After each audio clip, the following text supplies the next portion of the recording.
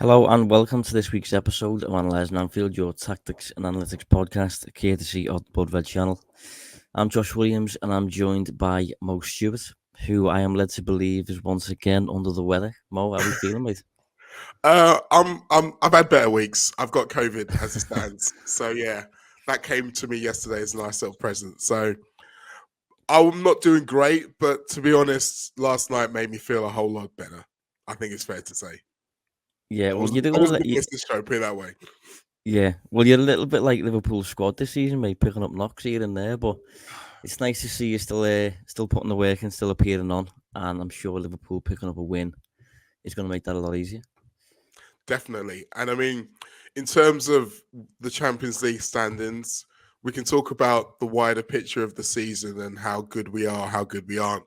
But being a little bit more secure, knowing that one more result out of two will get the job done, it makes me feel a little bit more relaxed about everything, I think.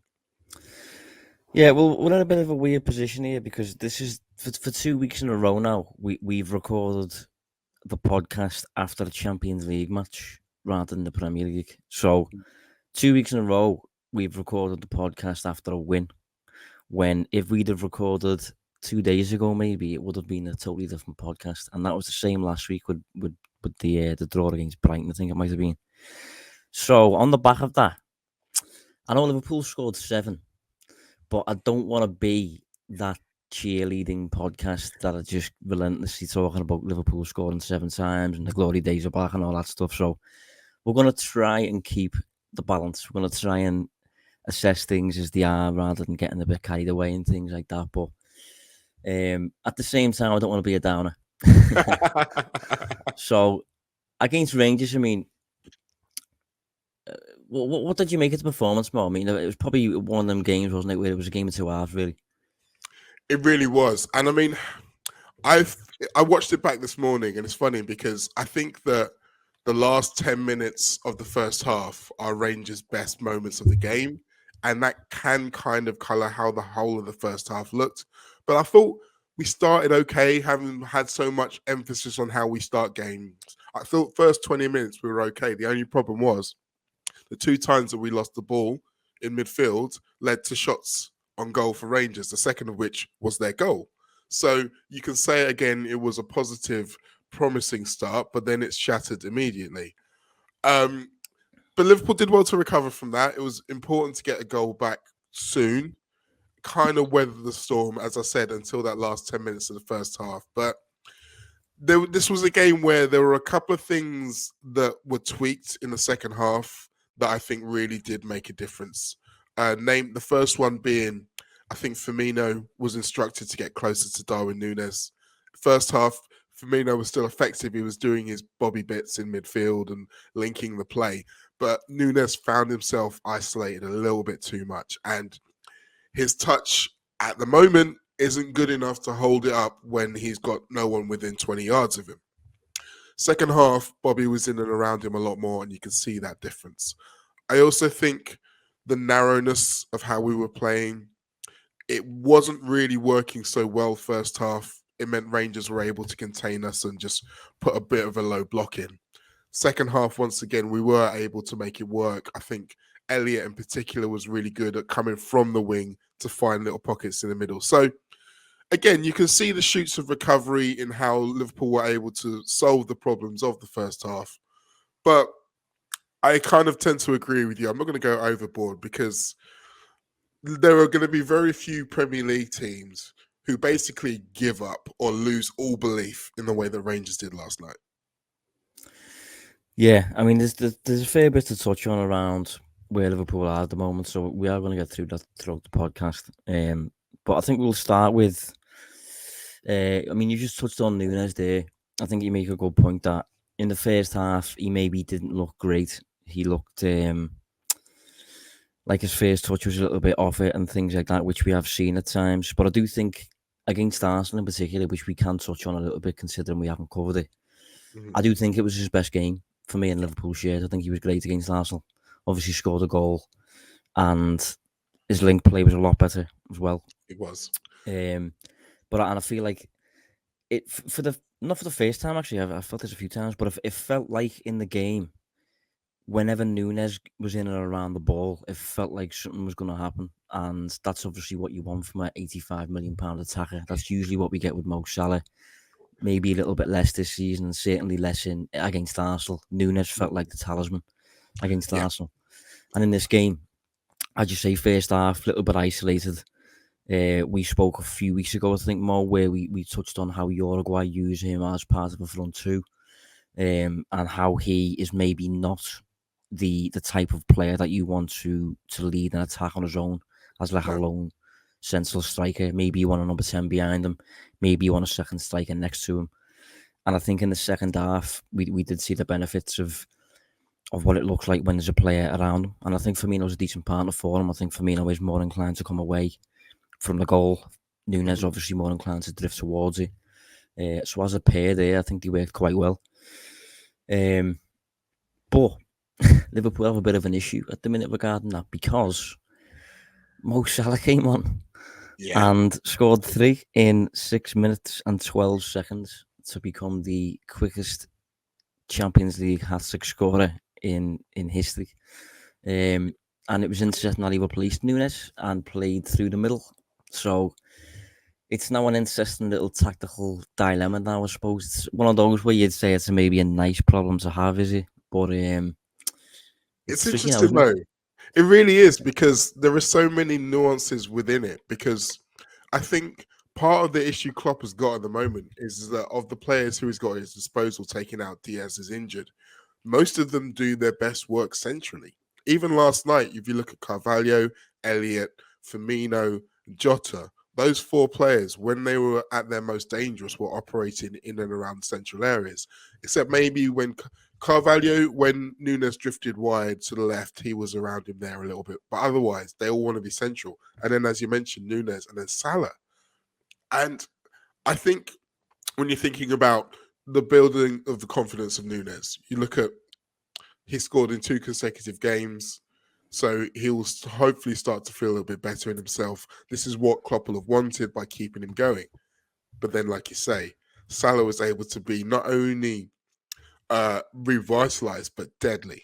That was the thing that I love the most about Salah, because we would talk about the moves that got the ball towards him are going to be a lot harder against Man City or anyone else, because, as I said, Rangers are switched off.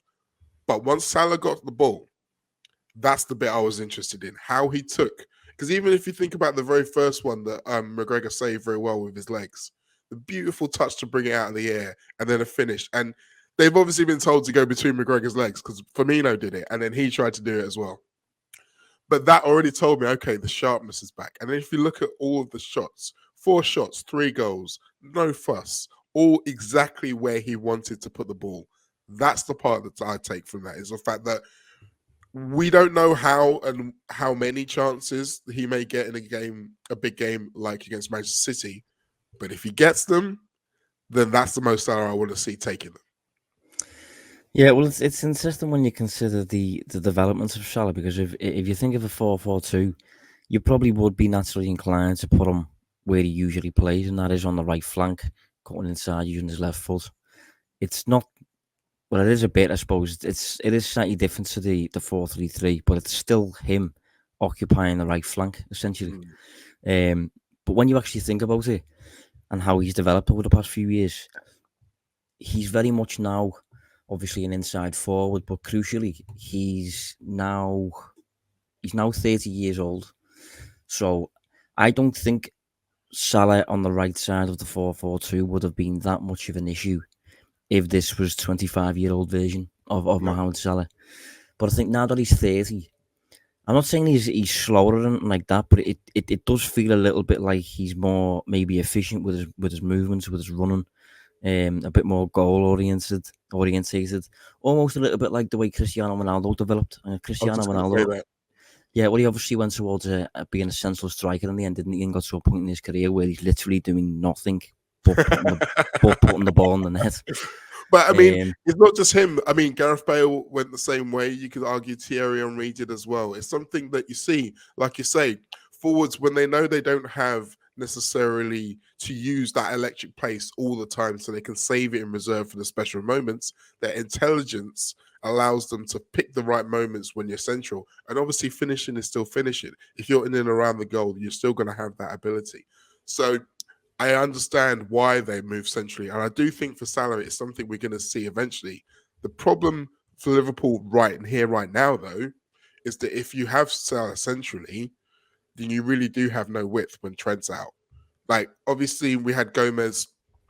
When there's space there, he drove into it and he provided the assist for Bobby's second goal. But he's not going to have that high starting position. He's not going to be that out ball in the way Trent is. So it does mean that you are going to have to manufacture some width on the right side from somewhere, which might be the issue. Yeah. If you look at Salah's season so far, we obviously don't know really whether there's been any work behind the scenes that has directly instructed him to play wider. We have no real. We've all just kind of assumed that, really, haven't we? It does feel that way, at least. But if you look at his touches per 90 in the Premier League, this is the fewest touches per 90 he's averaging since he came back to England to join Liverpool, compared to all those previous seasons. So that suggests, okay, he's touching the ball less, he's a bit less involved. And then when it comes to his shots, again, he's shooting less than ever before in a Liverpool shirt. Last season, he averaged about 4.4 shots on a per 90 basis, which was his joint best alongside his first year when he came back and he exploded, obviously. Yeah. About 4.4 shots per 90, that was. This season, he's averaging just under 3 per 90. So you're kind of shaving about a shot and a half off his typical count last season.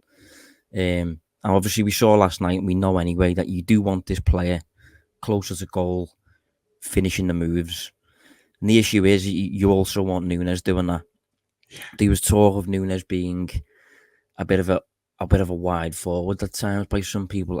Not for me. He's very much a central striker for me. I think he's more traditional than many people have even suggested. I think he's a proper 9 marksman.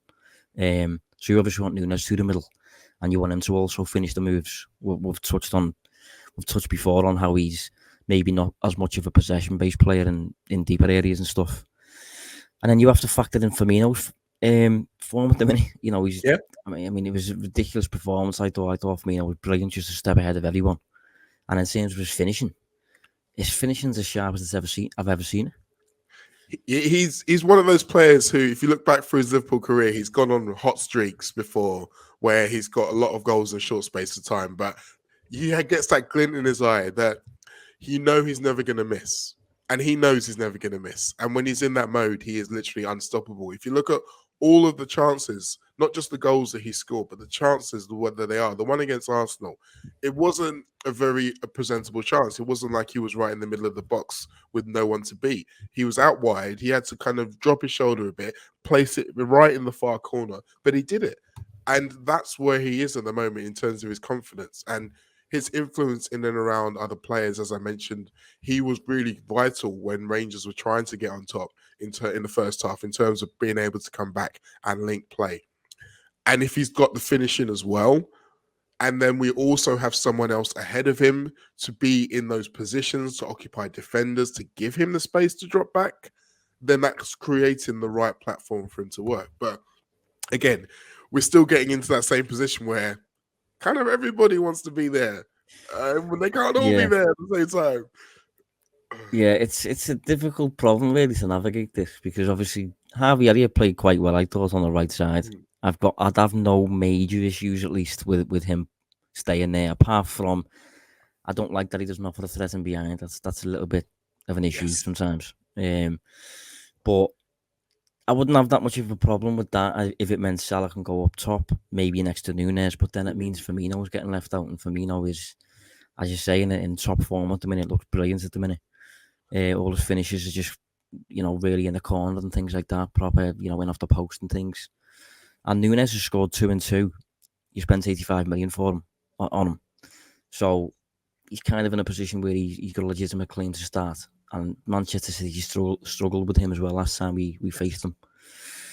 So I'm not really sure how I suppose in a way you can say that it just allows for more rotation. But I'm specifically speaking, against City, for example, on the weekend, and I don't really know what I'd do. I mean, a way of, if you think of how we could accommodate them all in the middle, you're looking at maybe a diamond, but I don't know if I'm particularly keen on that, to be honest. I think personally, what I think is going to happen is it's going to be a starting selection of Jota wide left, Firmino central 10 position, Salah wide right, Nunez up top. And that's going to be the start. But I do think that he's going to be on a shorter leash than he was against Rangers, because he was coming off just before he scored his goal on 65, Nunez. He'll be on a shorter leash. So the first change, I believe, will be him off, Salah central, Elliott out wide. Because I was like you. I think when I saw Elliott first doing the trying to be out and occupy those wide, I was worried about his defensive responsibilities. I do think he's getting better in terms of recognizing danger going the other way. I think he's getting better in terms of being able to offer an outlet ball and maintain some width when we have none.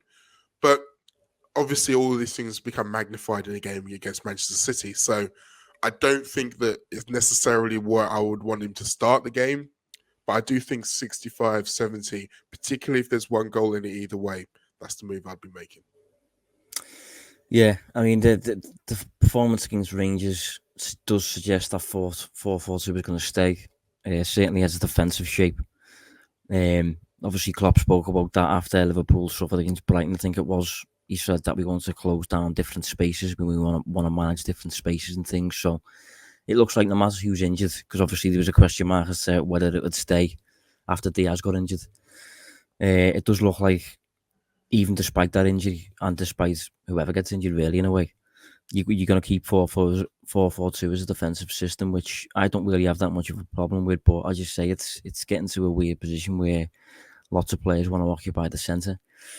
I think on that, my only issue with the 4-4-2 is still the central two. I still think that in terms of being able to have the energy and the discipline, as in the midfield. Yes. Okay. Yeah. So in terms of having the energy and the discipline to be able to be connected, but also be the screen. So one thing I've been paying a lot of attention to over the last few weeks when we've been playing this double pivot is something that I saw Carragher mention on Monday Night Football a couple of weeks ago. The idea of when you're playing two in midfield, when one of them goes out to press wide, the other one has to kind of cover across centrally and sit in front of the centre halves. So if they lose the ball and there's a counter-attack, you have that extra space. And he did a really good thing with Arsenal and how they were able to do that. Now, at the moment, when you're looking at Liverpool doing it, we aren't doing that as much, particularly when it's Fabinho and Henderson. They tend to stay close together almost at all times. And you can understand why they'd want to be close together. But in terms of covering the space for counterattacks, it is counterproductive. And the recovery speed is not great. Now, last night, to be fair, there was literally 5 seconds between Carvalho losing the ball and the ball landing in our net. So you can't really say they had much time to do any recovering. The mistake was made and it was bang, bang, bang. But that in itself is a problem because, again, you look forward to Man City. If Rangers can do that, you think that Rodri winning the ball, passing it to Foden or De Bruyne are going to do exactly the same thing. Yeah, I mean, I'm not really looking forward to the City game. We're going to have to speak about that soon, but that's a scary prospect in many ways. But before we get there, I do just want to touch on how I don't really want to get carried away here. I don't want to be that guy, but it is important for me because it would have been a different podcast a couple of days ago after Arsenal. Mm-hmm. So what I wanted to touch on was against Rangers, Liverpool generated about 2.3 expected goals from 20 shots. Rangers posted about 0.8 expected goals. So that's a dominant win. That's fine. That's absolutely no issues with that whatsoever. That's a good win. You deserve it, and all that sort of stuff. But Liverpool scored 7 times from about 2.5 xG. So what I'm getting at there is that doesn't happen very often. Obviously, we know that. So and I just want to. How would we have felt maybe if the match ended 3-1? rather than 7-1, because that is much more of a justified score based on the chances that Liverpool created. I thought Alan McGregor was miles off it. Yeah, he was. Yeah, it was a bit of a weird game, I thought. And sometimes finishing just happens like this. Sometimes you just have these weird, random hot streaks. I remember when Liverpool scored 8 or something against Crystal Palace at Selhurst Park. 7.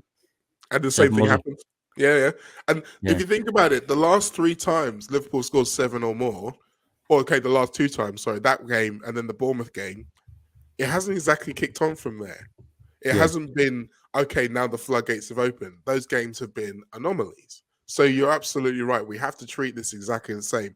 And the fact that the opponents could not be more different going into the weekend, I think is probably going to help everyone keep a little healthy dose of realism involved.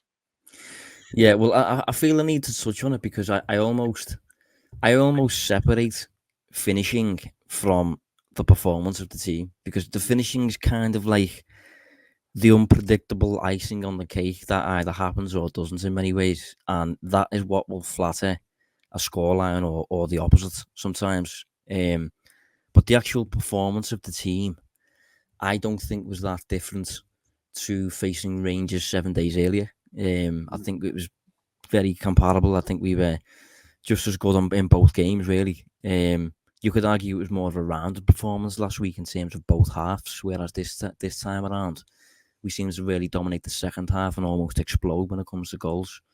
Even Salah's second, I don't know what McGregor's doing there. I mean, that was horrendous goalkeeping. It made Salah look genius, but and Yeah. I'll take that every day, by the way.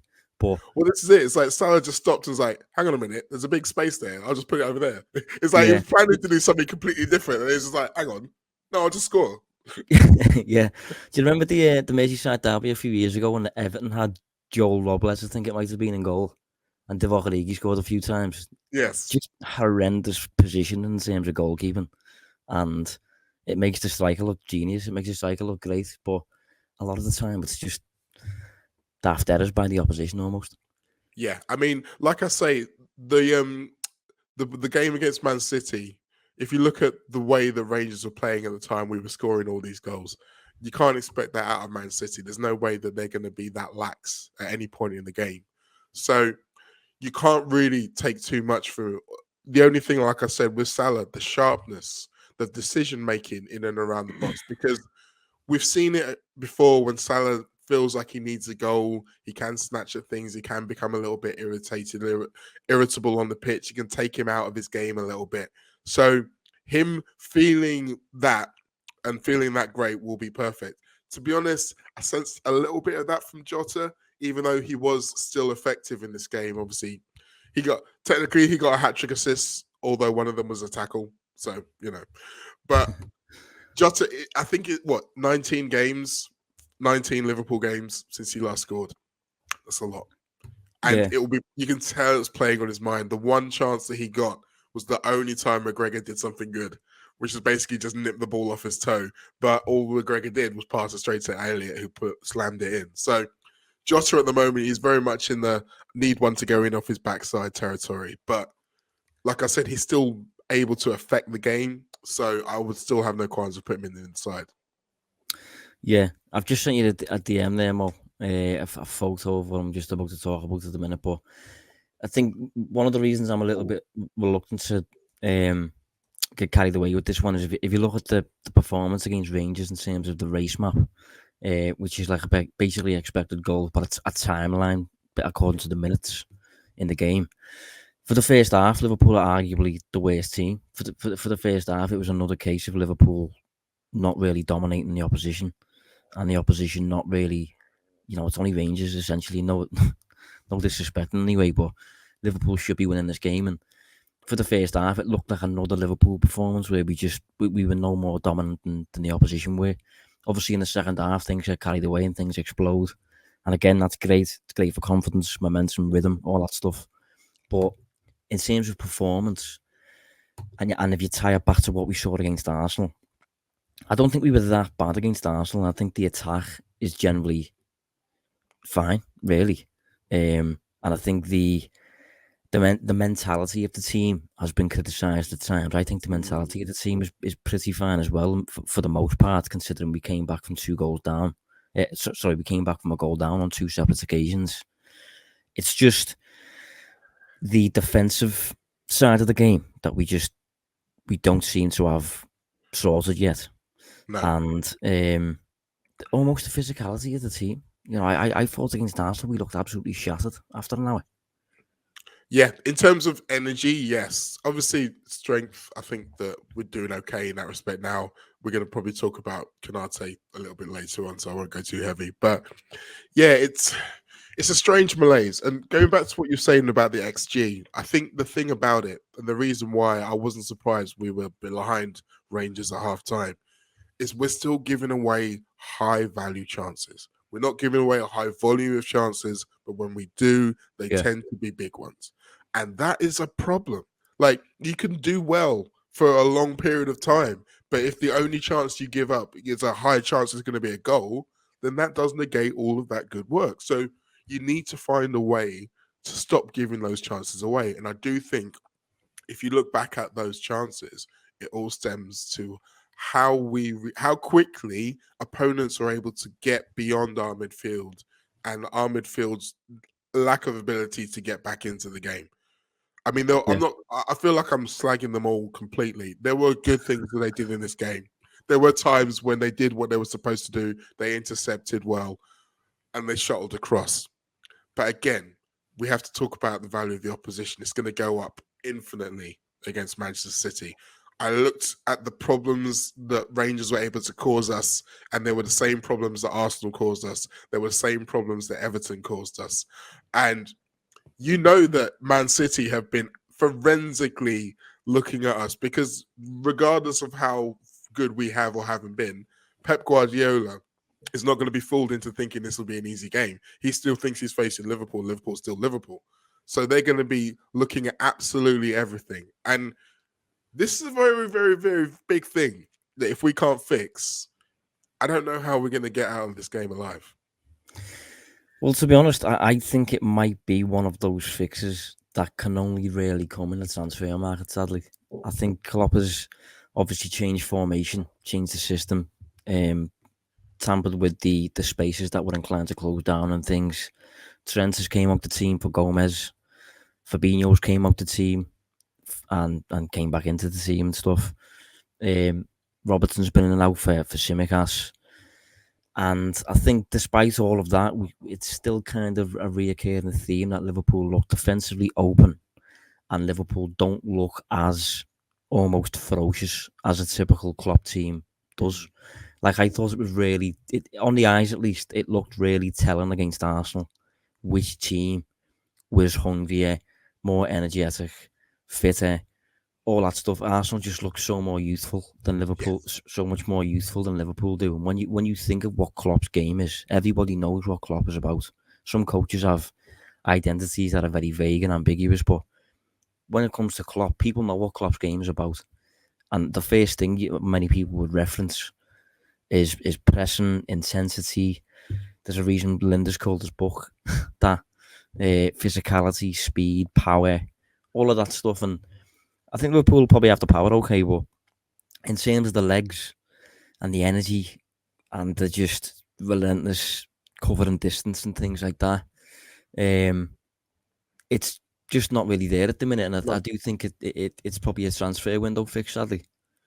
No, I agree. I don't think that there's anyone in there in the squad at the moment who I think can come in and do that job to the level that's needed. And it is interesting because I understand why the change in system and tactics have happened because they are suiting the new players who come in. But this is what happens when you're trying to evolve. The new systems aren't going to suit everybody. So as much as it might help some, it might hinder others. And it's almost exposing the problems with others. And yeah, I'm a little bit confused as to how we got into this situation, like you say, in terms of how much stock they put in physicality.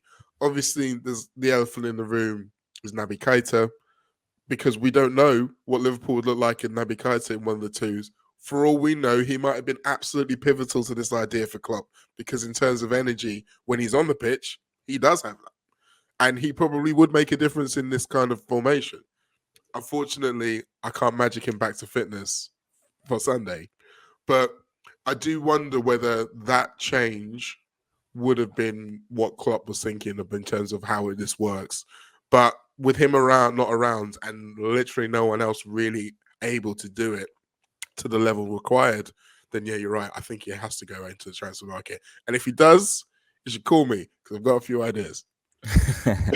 Maybe we can do an episode on that. Maybe we can do a transfer committee episode or something like that. Oh, yes. But yeah, even in terms of Naby though, like when you think of what Naby was when he first came to Liverpool, he was that industrious, all-action centre mid, and I think he's still got the all-action elements about him a bit.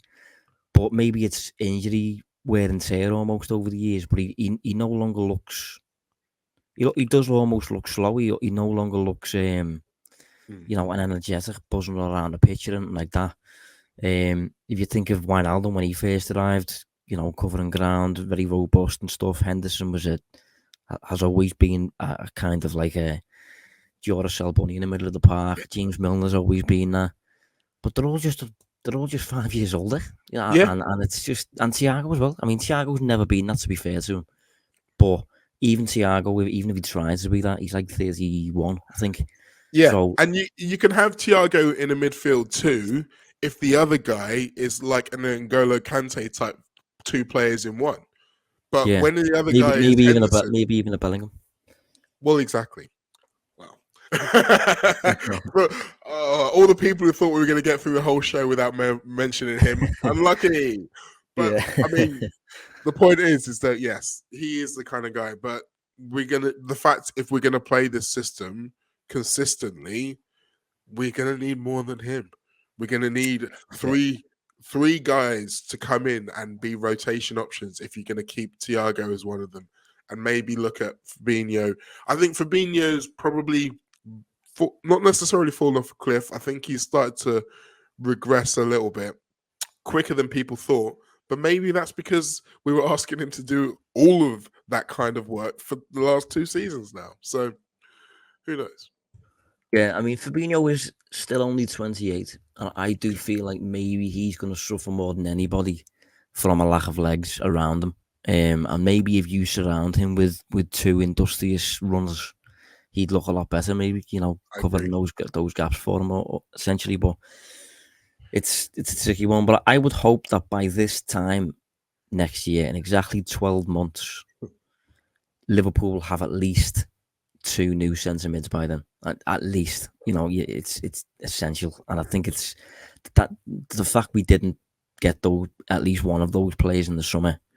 We got Arthur, we did describe as an injury prone player, if you like. I don't like using that word, but he's now out for 4 months. It's not really a surprise, is it? So I think it's that decision is almost inadvertently forced us to have a bit of a transition year where the best we can probably hope for in the league, I think it might be 4th. I would probably take that now if you offered me. But again, I don't want to be too much of a downer. No, I mean, Liverpool just won 7-1. You know what I mean? All I'll say about that is this: in terms of where we're at, I think it will change, and I think we can improve. In terms of everyone else who apparently at the moment appears to be ahead of us, how many of them will be able to maintain that is another question. I think not all, but some of the pack will certainly come back towards us in the second half of the season. Because let's face it, that's literally exactly what happened 2 years ago, isn't it? The teams who were looking great couldn't sustain it, likes of Leicester, and then we kind of nipped them at the end. So I don't think that, as much as Klopp was right to say that we can't talk about the title, I think that's gone. I still think everything else is still in play. I really do. Yeah, I think one of the reasons I'm a little bit lower on that sort of thing is because using the numbers, you can't generally gauge as to whether a team have been unlucky or not when it comes to the results that they've picked up. And if you look at Liverpool so far this season, haven't really been that unlucky. No. Like if you look at expected points, which you don't look at very often, but it just provides a rough gauge of what you deserve compared to what you've actually got. City top, Arsenal second. Funnily enough, Newcastle and Brighton right up there as well. Spurs up there, West Ham, and Liverpool kind of sitting around 7th. I mean, Liverpool have played a game fewer than West Ham and Spurs and Newcastle and things like that. There's still plenty of time for it to level out, but I think the fact that Liverpool are sitting around there without even having the Man City impact on your numbers, which we're going to get this weekend, maybe. Yeah. I just don't think it's. I think Well, it's a 4th place finish season yeah, for me. I think. but this is what I'm saying is that if you're projecting based on the fact that nothing gets better, then yes, I agree with you. But that's what I'm saying. I do think it's going to get better. I really do. Yeah. Whether it requires someone coming in January, which it probably will, or whether it's just more reps for everybody in the system. I just think that it's just a season in transition. And as seasons in transition tend to go, they get better as they go on. I think about the season, Kenny Dalglish season, where we started not great and then we finished really well. I think about the Brendan Rodgers season before we won the league, or before we nearly won the league, should I say? Before I didn't slip there. Again, it was one that we got Sturridge and Coutinho halfway through the season. We improved massively. Those kind of transitions, even going back to Gerard Houllier, the seasons where lots is happening, we do end up getting better. So I am still hopeful that will happen.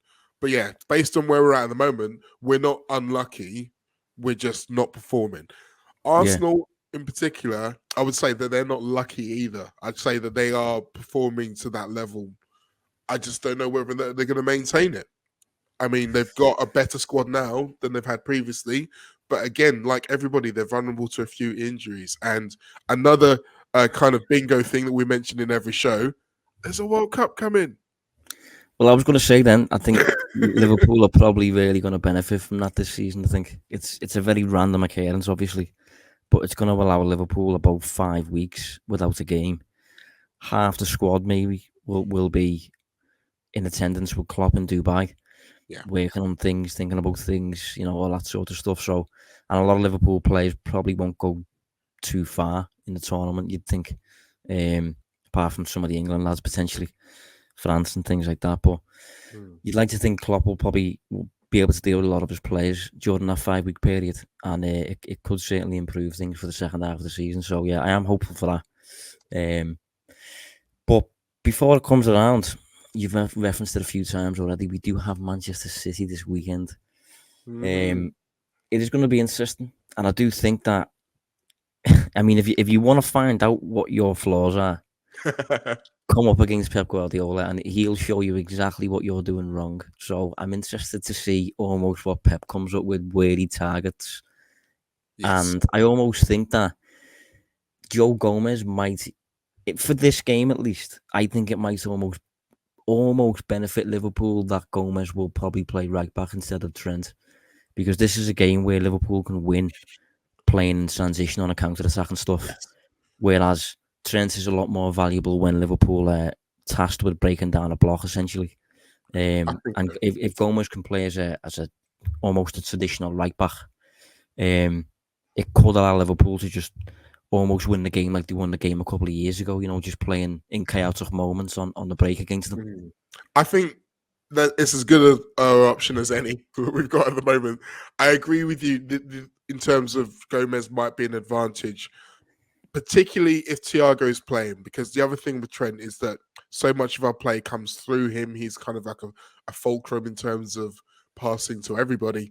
So you need to have another kind of focal point, and Thiago can do that. So if Thiago's in there, then that mitigates that threat particularly. I just think when you look at Manchester City, and again, Mikel Arteta was very much a Pep disciple, and he would have their plans probably wouldn't have been too dissimilar. So he'd have been able to see what Arsenal did that worked and say, yes, we've got the players to do that too. And they do. If you look at their midfield, as we've already mentioned Rodri, mentioned De Bruyne, mentioned Foden, Gundogan will probably play as well at some point, Bernardo Silva, Jack Grealish. These are all players who can find, if you have a structure which has weak points in it, they will find it. And so, yes, I think creating general chaos at both ends, I think will probably play into Liverpool's hands, even though there are times when it can look real ugly. Yeah. Well, I think people will be naturally inclined to almost worry about the 4-4-2 and how that has worked in a traditional sense and how it kind of allows space between the lines against a team like City, who are obviously experts and have number 10s positioned everywhere all over the park. So, in that sense, it sounds worrying, but Liverpool did use 4-4-2 a few years ago at the Etihad. And I really liked the way it worked. Rather than having your front two occupying City's centre backs, Liverpool's front two occupied City's midfield two.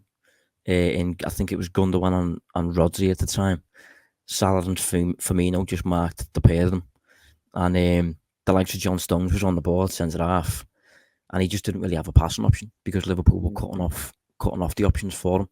And in terms of Liverpool's wide players, I think it was Mane and Jota at the time. They were really inside, almost blocking off access to the half spaces. And it worked really nicely. So I do think there's ways to almost adjust the 4-4-2 to stop City.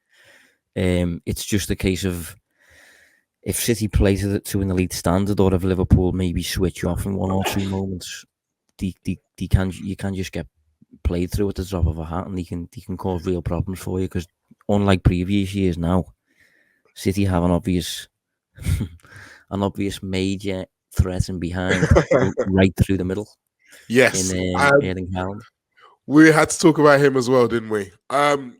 It's interesting though, isn't it? Because we've mentioned earlier about Nunez being isolated and not necessarily being in the game. Haaland, it doesn't affect him at all. He can just chill until he's ready to inject himself into proceedings. Although he obviously, I'm not going to take too much out of the Community Shield game where he didn't score any, because the kind of chances that he missed in that game, he clearly hasn't missed anything like that since. So I don't think we can say that there's anything in that. What I would say, though, with the players he's played against in the Premier League so far, I don't think anyone else has the speed and strength to potentially go as tight on him as Konate has.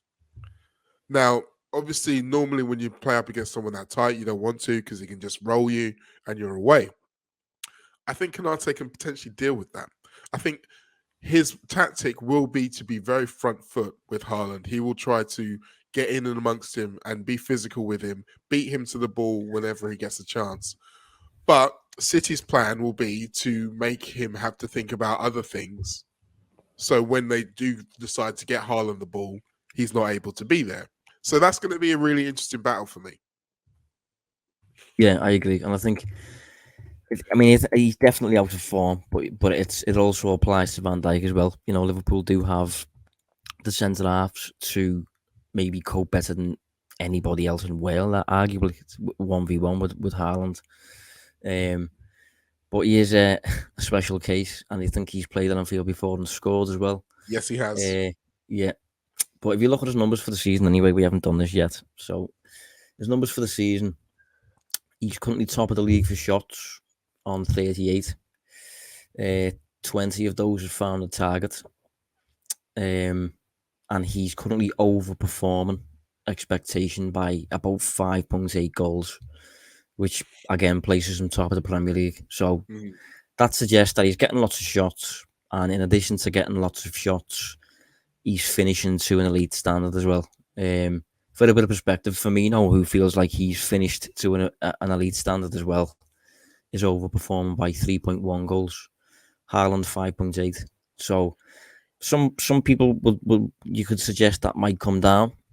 You know, it's unsustainable almost. But then you also have to factor in just how many of his goals are coming from inside the 6-yard box. Exactly. You know, it's a tap-ins. Well, that's what I was going to say, is that he has so many of those, he's never going to get into a situation where he starts snatching at the other chances, because that's probably why he's able to do so many elite finishes for the ones where he's outperforming his XGs, because he's already comfortable and loose because he's already had a tap in that game. So those kind of things do make a difference when it comes to how he converts his chances. But the other thing that I always think is stunning about him, and I kind of touched on it earlier, you mentioned his shots numbers. 1 in every 4 touches is a shot. So he's not wasting his time on the pitch at all. You know what? He's doing exactly what I kind of wanted Nunez to be doing when we spoke in the summer about these two new players at Liverpool and Manchester City. I literally remember saying both players will be passengers at their respective teams. Whichever passenger is integrated more effectively, if you like, will explode or do better. And Haaland is obviously embracing the fact that he's not interested whatsoever in getting on the ball. He can allow everyone else to do that, and he can just kind of put it in the net. If you look at the numbers for the season, Jamie Vardy and Brennan Johnson at Nottingham Forest are the only two players who average fewer touches than Haaland on a per 90 basis. Once consider Callum Wilson in there as well. Callum Wilson probably played enough games to also fit the criteria there. But that's quite a weird stat considering Haaland's playing for Manchester City, who we know dominate the ball. 700 passes a game or whatever it is. But he's just embracing his role. He is embracing his role. And I mean, I'm kind of taking the bit when I say he's just chilling, because what he is doing is he is occupying defenders, because defenders are currently terrified of him. Like I say, at the moment, they don't know whether to drop off and to try, because they know about his speed in behind, or whether to try and get up it tight. They can't really do either. So his kind of presence is making defense do things that they shouldn't be doing otherwise, and it's giving spaces to everybody else. So they've got all these players who are able to utilize and manipulate that space. So when the time comes to make the final touch, Haaland's just there. And again, it sounds devastatingly simple, but it works. Yeah. The big question, obviously, is how do you stop him? And it's a tricky one. Obviously, I think the natural answer would be cut off the supply. But the issue with cutting off the supply is you probably cut off the supply by pressing a bit higher and keeping the ball as far away from him as possible almost. But though that 1-2 opportunities where City break the press and can play a pass in behind, he's absolutely lethal when it comes to that. So it is a difficult tactical problem to have. He's such a tactical weapon that there's no real answer to stopping him, because even if you're sitting in a low block, he's got the movement and the height to just still score tap-ins. And he's a massive threat in behind, of course. So that's the opposite. So it's just a weird opponent to face. He really is. The one thing I wouldn't do is ask for Nico Schlotterbeck for any advice, because he clearly doesn't know. he apparently said that he knew all about how to stop Haaland before the game, and yet in the game between Borussia Dortmund and Man City, Haaland basically waited until Schlotterbeck was subbed on and then scored, almost as if to make the point that no, mate, you don't know. Yeah, it's going to be interesting to see how we get on here. I would be, to be honest, based on how the season's gone, and this almost feels like a bit more of a free hit than previous years. I would almost be tempted to go a bit mental, and almost reverse it back to a few years ago when we won 4-3 against City, and we just did that through utter chaos and high pressing and taking advantage of moments, the crowd obviously. And I think in this case, considering we're now playing with 4 forwards some weeks, I think you do need to be what Anfield behind us. I think Klopp would have grounds here to just kind of almost be brave and just kind of go for it. But the issue is City obviously posed the prospect of just absolutely embarrassing you at the opposite end if Liverpool are anywhere near as often as they have been throughout the season. So, I mean, I'm glad I'm not Jurgen Klopp in this case. Yeah, I was going to say it's a free hit up to a point. Like, if you lose the game 5-0, then I don't think it's a free hit anymore.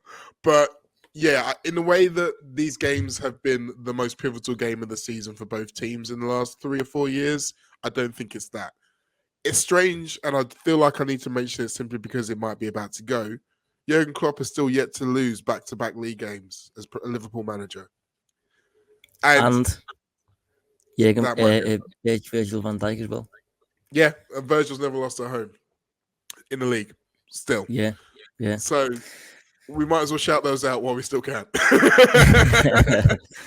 Well, considering the size of this game, obviously, I mean, it's not really a title game anymore. It's not really that much of a big game, I suppose. But given this Manchester City, it's Anfield, we will do predictions for the first time in a while, I think. So, Mo, what are you saying, mate?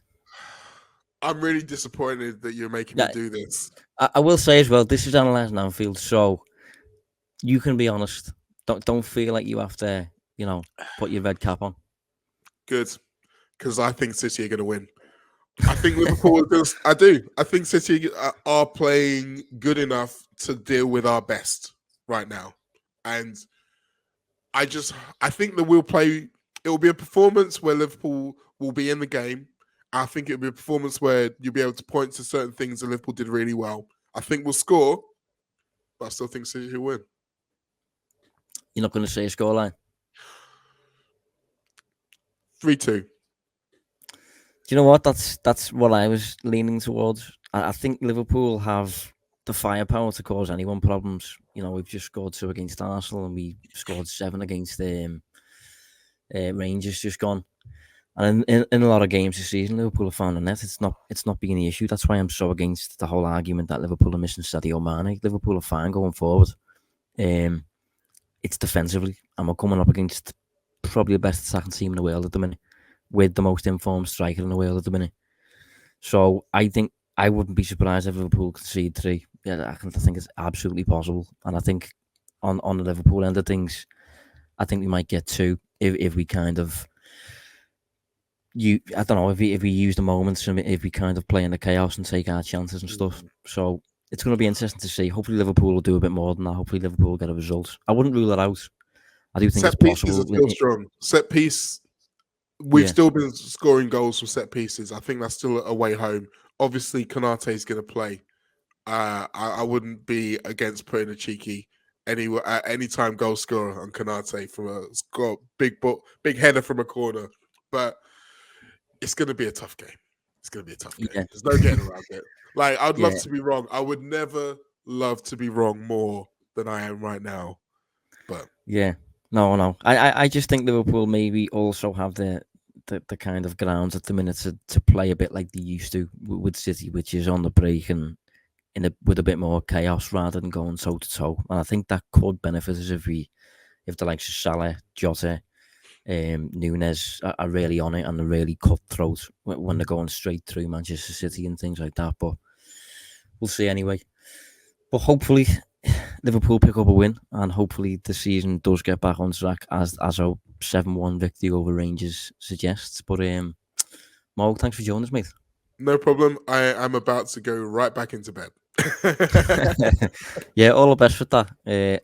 I'm sorry to hear that you've got it. Like I've had it twice myself, I think so. Yeah, absolute nightmare that.